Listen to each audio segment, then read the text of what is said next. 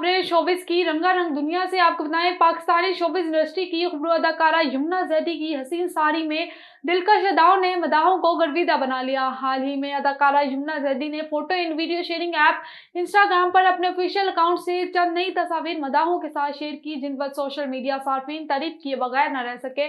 मज़कूरा तस्वीर में यमुना जैदी ने गोल्डन और पीच रंग के हसीन इम्तिजाज वाली सिल्क की साड़ी जेब तन कर रखी है, जबकि बालों को खूबसूरती से जूड़े में बांधा हुआ है।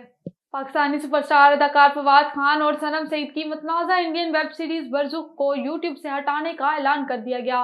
पाकिस्तानी हिदायतकार आसिम अब्बासी की तहरीर करदा और बनाई गई वेब सीरीज बरज़ुख को भारतीय प्रोड्यूसर ने प्रोड्यूस किया है और इस सीरीज को भारतीय स्ट्रीमिंग वेबसाइट ZEE5 के लिए ही बनाया गया है। 19 जुलाई को भारतीय यूट्यूब चैनल पर रिलीज होने वाली सीरीज बरज़ुख की पहली और दूसरी किस्त ने जहां पाकिस्तानी और भारतीय मदाहों के दिल जीते हैं, सीरीज की तीसरी किस्त देखकर पाकिस्तानी मदाह गुस्से से बरक उठे।